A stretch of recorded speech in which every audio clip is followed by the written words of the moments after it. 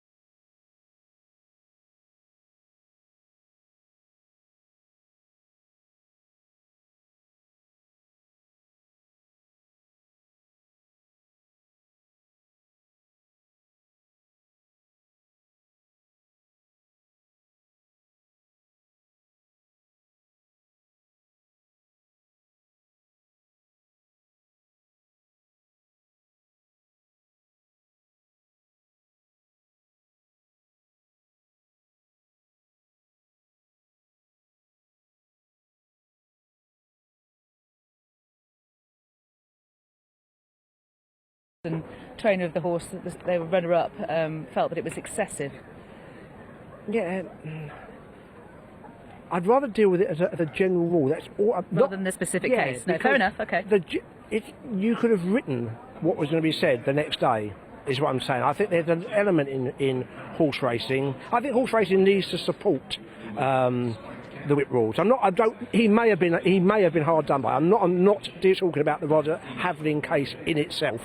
I think if jockeys get a ban by disobeying the rules, I am in favour of them cracking down on it, because I really worry long term.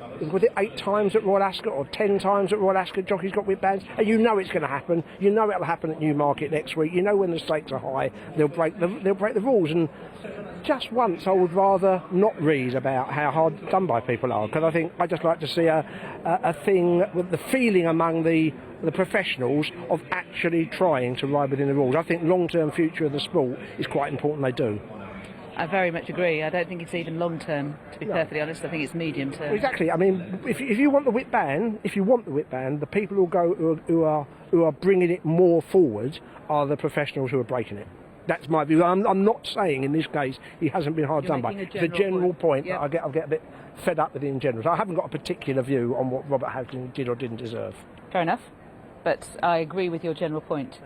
5th position is a lightly raced horse. This is just his 4th start. He's progressed with each start, and both you and I felt that 11 furlongs of Goodwood rather stretched him. I thought it was, and I thought he wasn't doing much in the final furlong, having travelled pretty well, and that was only the horse's 3rd run. He's open to more improvement than anything else. I think on what he's done, and the handicapper thinks this as well, he's got to improve more than anything else. He's actually got the lowest rating here on adjusted ratings. But I think there's every reason to think, especially from the yard he's at, who are having a fabulous season, that he may take a jump forward, and I think this might be his optimum trip. Horse number 4 there in the foreground is the man to Kerry McAvoy, and was a winner at Dubai on his first start of this year. He ran in that Earl and Sefton as well, and last time we saw him was well beaten in the Wolverton. And maybe soft ground wasn't ideal at Ascot. The previous 5th, as you say, just behind Eloquam, and the Earl of Sefton is a lot better than it looks. So, you know, if you say it was the ground at Ascot, then fair enough. But he's handled soft ground before. Yeah, I thought it was more of an argument for Oasis Charm, who I didn't think handled the soft ground at Ascot, and has previously shown best form on a sounder surface. I thought that was a more valid argument for him. Yes, no Oasis Charm, the stable companion, is the man to Brett Doyle, wearing the cheek pieces, which he has worn lately. And he's effective at this trip. Yeah, he is. He absolutely is. I think a stiff 10 furlongs is probably, I won't say it's his optimum, but he's absolutely fine at it. Chief Ironside is an interesting performer. He has got a career best 3rd in the Diomed behind Zaki, and then he was below form behind a Fark in the Royal Hunt Cup last time. He was. He's the other one who, according to again official figures, he's got the same chance on adjusted weights as Eloquam. The Hunt Cup, he was ridden differently, ridden with more restraint. 20 seconds remaining. 14th. A mile is probably on the short side for him and ridden differently.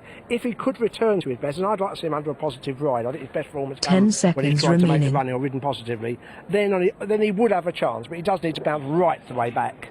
Who are the 3, horses that could be 2, ridden positively 1. here? Obviously, clearly he is potentially one. Him and fifth position, I thought, were the most likely. I guess Royal Line dropping in trip could be, but that's not how he's normally ridden. And El Arcam shouldn't be that far away. No, he'll be up there in typical Johnson fashion. But ideally, I think they'd sit about second or third with him if they could. El Arcam 11 to 10. Yeah, look, he's the most likely with all the reasons given. I would not be surprised if something beat him because he's got the penalty.